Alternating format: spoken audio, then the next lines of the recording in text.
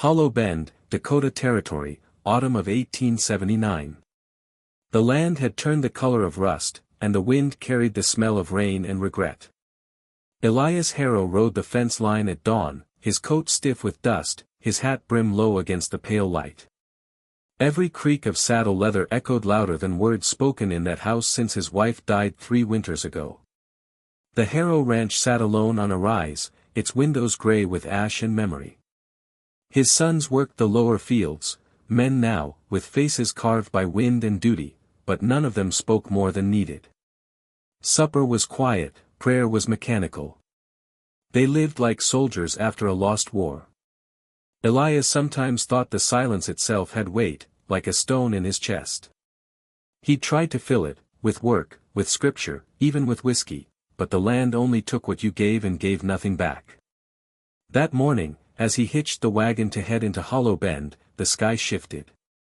A band of clouds rolled low and dark, the kind that brought both rain and change. His youngest, Micah, asked where he was going. Elias answered, to trade cattle. But the words felt heavier than they should.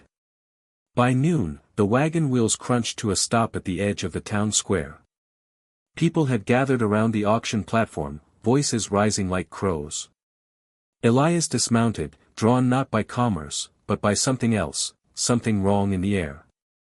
And then he saw them. 3 thin figures standing barefoot on the block, their eyes hollow, their wrists bound with twine. The crowd jeered, a man with a whip called them orphans for sale. The silence inside Elias broke like glass. The crowd's laughter scraped at him worse than the wind. The auctioneer barked prices like a butcher counting carcasses. $2 for the eldest. $1.50 for the next. The little one, she ain't worth the feed. Elias stepped closer. His boots sank into the wet earth where blood from a slaughtered steer had darkened the ground. He saw the youngest girl trembling so hard her shoulder blades showed like wings trying to escape her back. No one met her eyes. No one but him. $3, he said. The laughter cut off like a shot. The auctioneer blinked. For which one? All of them. A murmur rose, mocking, confused, then cruel. Someone called him soft. Another said, Old Harrow's lost his mind. Elias counted out the money anyway, his fingers steady, his pulse not. The man with the whip scowled but untied the cords. The girls didn't move until Elias knelt, his voice low. You're free now. Come with me. They followed without a word. The wagon wheels groaned on the road out of Hollow Bend, rain spitting from the gray sky. The eldest, Rosie, kept her arms around the younger two, her eyes sharp and mistrustful. By the time they reached the ridge, night had fallen. Elias lifted each one down, one by one, small, stiff bodies, afraid to breathe. He opened the door to his cabin, the scent of smoke and cold stew inside. His son stared, stunned. Elias set his hat on the peg and spoke quietly. They'll stay here. Micah stepped forward first, bringing a blanket. The youngest girl flinched when he reached to cover her, but she didn't pull away. And that, Elias thought, was the first mercy this house had seen in years. By morning, the rain had turned to mist. It clung to the windows like breath, softening the hard lines of the valley below. Inside, the cabin felt uneasy, too quiet even for a place built on silence. Elias poured coffee into tin cups while his sons moved around the table, pretending not to stare at the 3 girls huddled near the hearth. Rosie's gaze followed every movement, sharp and wary. When Elias set a plate of cornbread in front of her, she waited until he stepped back before taking it. The youngest ate with both hands, crumbs scattering like ash. The middle girl didn't eat at all, just watched the fire as if expecting it to vanish. Outside, the land was slick with mud. Elias took his coat and went to mend the corral fence. Before long, small footsteps followed him out. He didn't turn. He simply handed the girl, Lila, he thought, a hammer and a handful of nails. She worked beside him without a word, her small fingers quick and certain. When one nail bent, she cursed under her breath. It startled him, then made him smile. By dusk, the boys had joined them in feeding the stock. The barn filled with the smell of hay and horses, a faint hum of life that hadn't been there yesterday.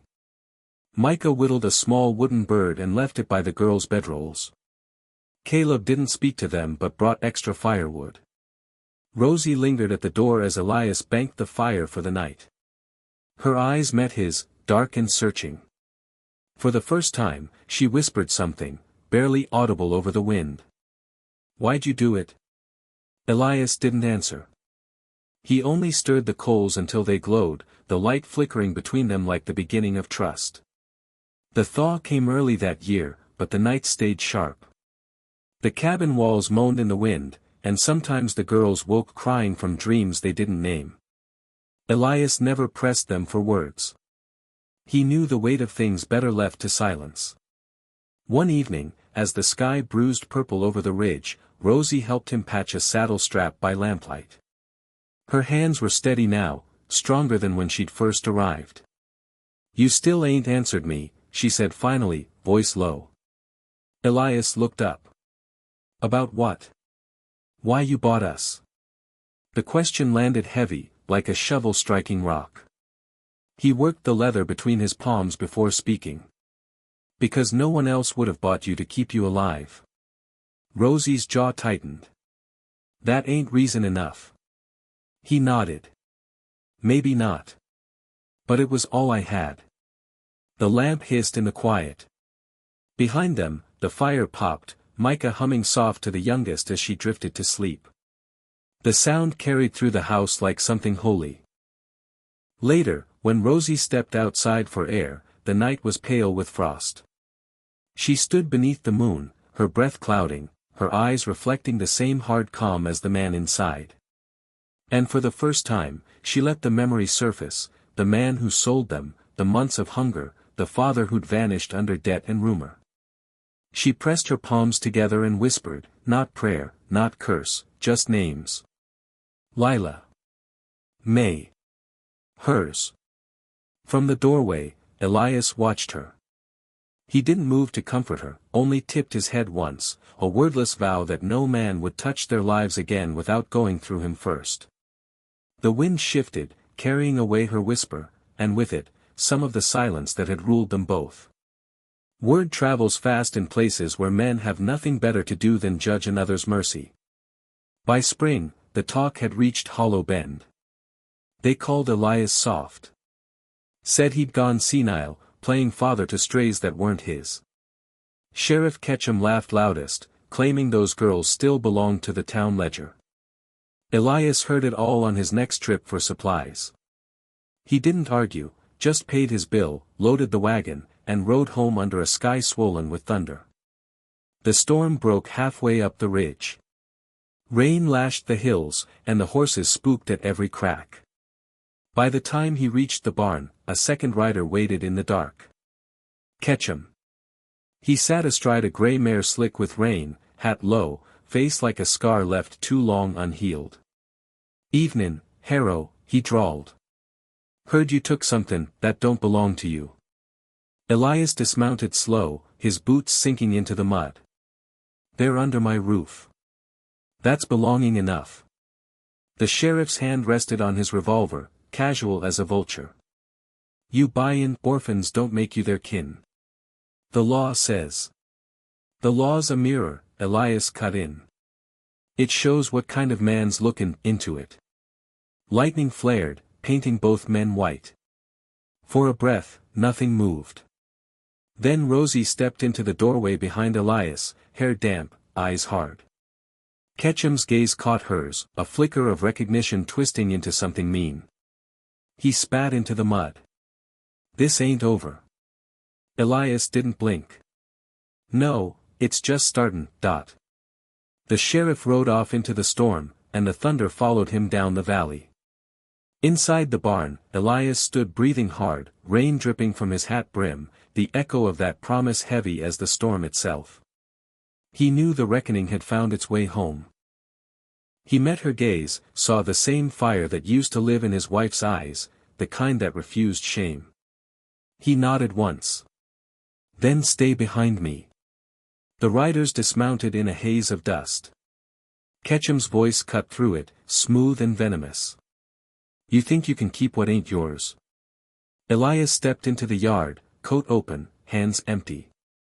They stopped being yours the day you sold them like cattle. The first man lifted his revolver. The shot cracked, tore through the evening. Elias dropped to one knee, not from pain, but to steady his aim. His sons answered the echo, 2 shots, clean and final. The riders fell. Ketchum staggered, clutching his side, breath rasping. Elias approached him slow, the way you'd approach a wounded animal. There's mercy left for you, he said. But not here. He turned his back, walked toward the house. The sheriff's gun wavered once in the air, then fell from his grasp into the mud. When Elias stepped inside, the fire still burned, steady and low. Rosie was there, her hand trembling as she reached for his bloodied sleeve. He covered it with his own, firm and quiet. Outside, the wind shifted. The storm had passed, but the air still carried the hum of something reborn. The next dawn rose pale and trembling, as if unsure the world was ready for light again. The valley steamed under the weight of the storm's passing, and the Harrow ranch lay washed clean, its fences glinting with dew like thin silver veins. Inside, the air smelled of coffee and wood smoke. The fire burned steady, low but alive. Elias sat near it, arm bound where the bullet had grazed him, the girls curled close on the rug. Lila traced the grain of the floor with a finger, May slept with her cheek pressed to his knee. Rosie stirred a pot over the flame, quiet and certain, her braid glinting copper in the light. When Caleb came in from the barn, he didn't remove his hat. He just stood watching, his father, the girls, the warmth that had crept back into the room. Then, slowly, he smiled. It was small, worn, but real. Micah joined him, carrying a bundle of dry kindling, and for the first time since their mother's death, the 2 brothers spoke at the same time. Fire's burnin', right, Pa? Elias nodded, his voice rough from both smoke and gratitude. It's been a long time comin', Dot. Outside, the horses stamped softly in the thawing mud, the world breathing again. The old quiet, the cruel, empty kind, was gone, replaced by something gentler. The kind that came after forgiveness. Rosie ladled stew into bowls, set one before Elias, and sat beside him without fear. No words passed between them, but her hand brushed his sleeve, light as the wind that now moved through Hollow Bend. Elias looked out the window, where the hills shimmered gold beneath the first honest sun of spring. For the first time in years, he didn't see emptiness. He saw a home.